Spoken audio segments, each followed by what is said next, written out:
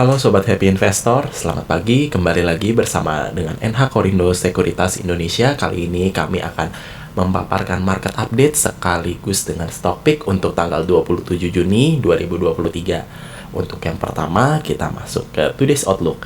Adapun untuk hari ini, ketiga indeks utama Amerika Serikat bergerak flat cenderung bearish dengan Nasdaq memimpin perlemahan sebesar 1,16% pada perdagangan di awal pekan terakhir dari bulan Juni, dipicu oleh kekhawatiran investor bahwa postur agresif dari The Fed atas kebijakan suku bunga akan mengirim ekonomi negara menuju resesi. Setelah pada hari Jumat, Nasdaq dan S&P 500 telah mematahkan kemenangan 8 minggu dan 5 minggu berturut-turut mereka pada perdagangan Senin kemarin, para investor menimbang efek dari guncangan politik Rusia terhadap pasar keuangan. Sejumlah tentara bayaran yang tadinya bergerak tengah menuju Moskow dengan niat untuk menggoyang kepemimpinan Presiden Vladimir Putin disinyalir telah menghentikan aksinya. Harga crude oil dunia yang sempat sedikit memanas atau naik 0,3% stabil di atas angka 69,37 per barel. Para trader komoditas akan memantau kata-kata kondisi Eropa akan kemungkinan terjadinya adanya gangguan persediaan. Dari sudut suku bunga, para investor fokus pada arah kebijakan berikutnya.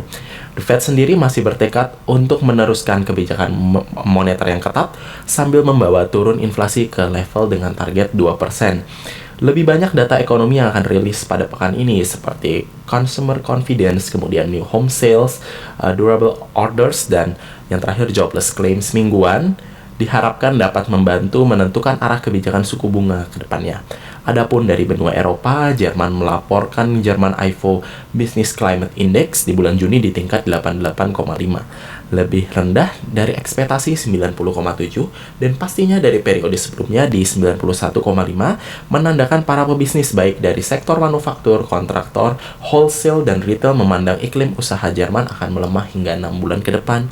Sementara itu dari dalam negeri, IHSG berhasil ditutup di teritori positif pada Senin kemarin, mengawali pekan perdagangan yang singkat, didukung oleh minat beli asing sebesar 13,53 miliar. Di hari perdagangan terakhir semester 1 2023 ini, IHSG diperkirakan akan mencoba menembus resisten MA10 dan MA20-nya, dan penutupan di atas 6685 akan cukup membuat IHSG bertahan di daerah yang tidak terlalu bearish alias sideways selama bursa ditutup akibat libur dan cuti bersama Idul Adha yang cukup panjang, mulai dari tanggal 28 hingga 30 Juni.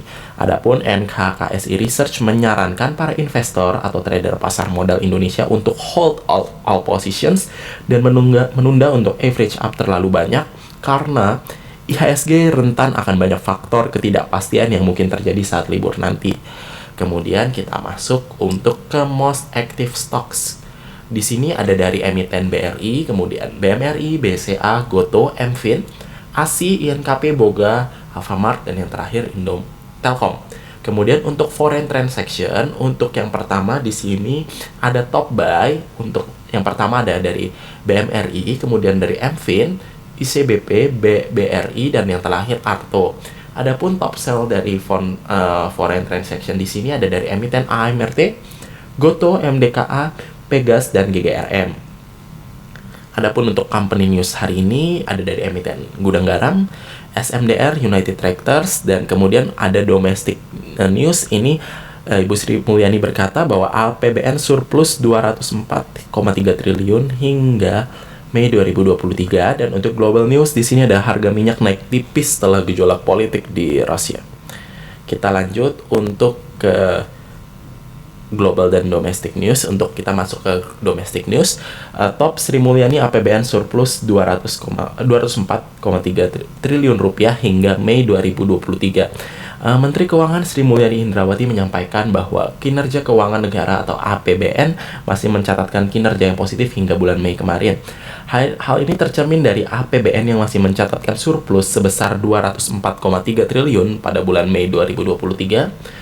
Meski turun dari posisi pada April 2023 yang mencapai 234,7 triliun, Ibu Sri Mulyani juga menjelaskan bahwa surplus tersebut didapatkan dari pendapatan negara yang mencapai 1.209,3 triliun per akhir bulan Mei 2023, mencapai 49,1% dari total target APBN pada 2023. Menurutnya, hal tersebut menunjukkan pertumbuhan 13% dibandingkan penerimaan bulan Mei 2022. Adapun di sisi belanja negara, Ibu Sri Mulyani juga menyampaikan bahwa dari total pagu anggaran 2023 telah direalisasikan belanja sebesar 1.005 triliun hingga akhir Mei 2023. Kemudian harga minyak naik tipis setelah gejolak politik di Rusia. Harga minyak naik sedikit dalam perdagangan yang fluktuatif hari Senin kemarin karena para investor menimbang kekhawatiran tentang pertumbuhan permintaan global terhadap gangguan pasokan yang akan datang yang dapat diperburuk oleh ketidakstabilan politik di Rusia.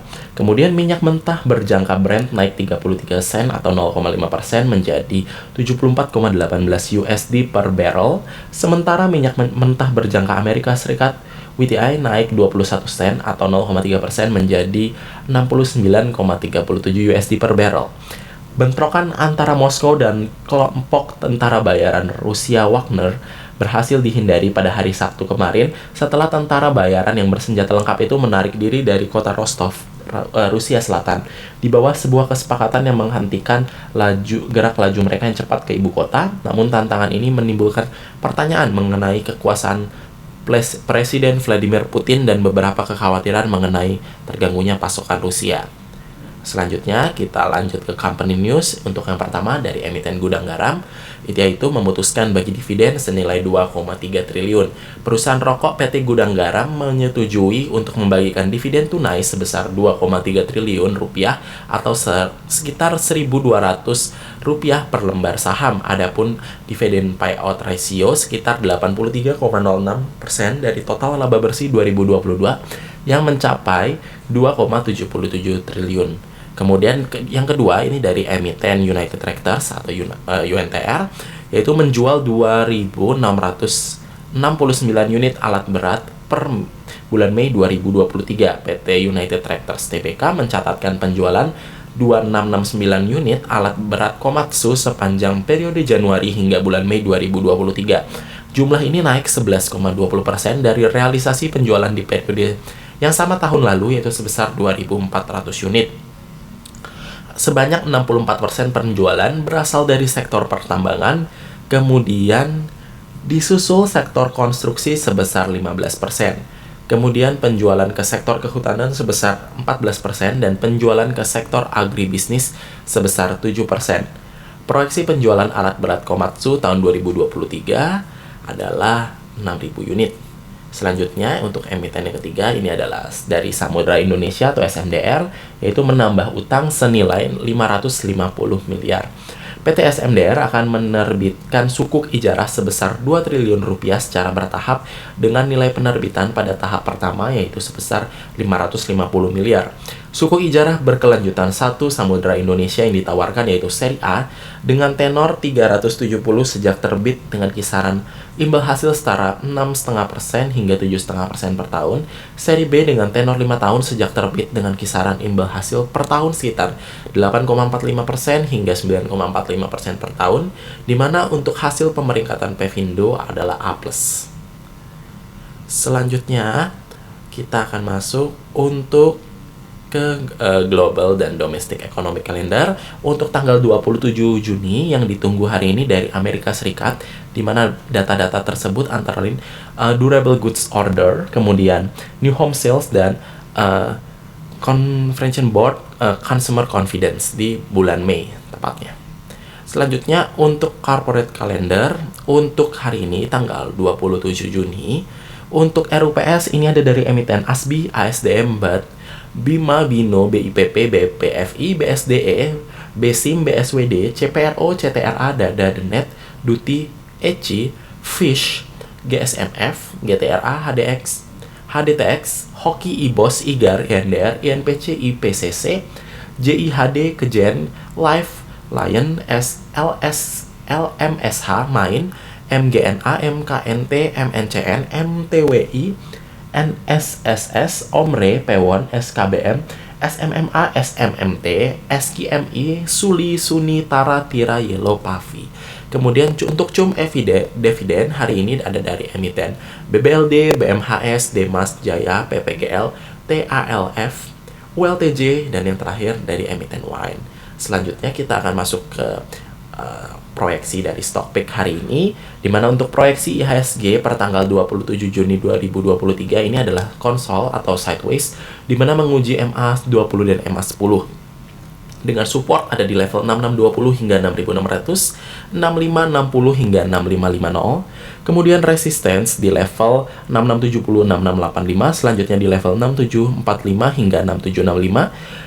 Level selanjutnya ada di 6950 hingga 6960, dan yang terakhir resisten di 7000 hingga 7040. Untuk advice-nya adalah hold dan wait and see.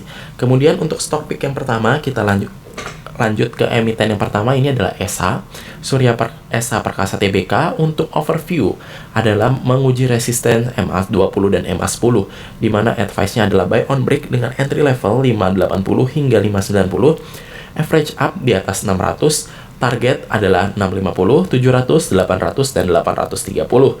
Untuk stop loss ada di level 540. Selanjutnya, stock pick kedua dari emiten Pegas, di mana Pegas saat ini sedang menguji support dari level previous low-nya, di mana RSI tampak mulai sedikit ada positive divergence, di mana saat ini Pegas menguji MA10, di mana untuk advice-nya adalah spekulatif buy di level entry 1305, average up jika berhasil melewati 1320. Untuk target pertama ada di 1360 hingga 1380. Target selanjutnya ada di 1420. Target selanjutnya ada di 1450 hingga 1475, dan stop loss jika menembus level 1280. Selanjutnya kita akan masuk ke emiten selanjutnya, yaitu Gotoh, di mana Gotoh saat ini sudah berhasil bertahan pada support trendline jangka pendek dan di atas MA50-nya. Gotoh juga saat ini menguji resistance di MA10 dan MA20-nya, di mana kami melakukan advice yaitu spekulatif buy di level entry 114, average up jika berhasil tembus 118,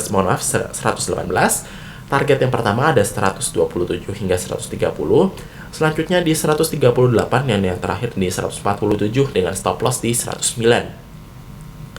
Selanjutnya ini ada dari emiten Inco atau Vale Indonesia, di mana Inco telah berhasil membentuk doji di area support previous low-nya.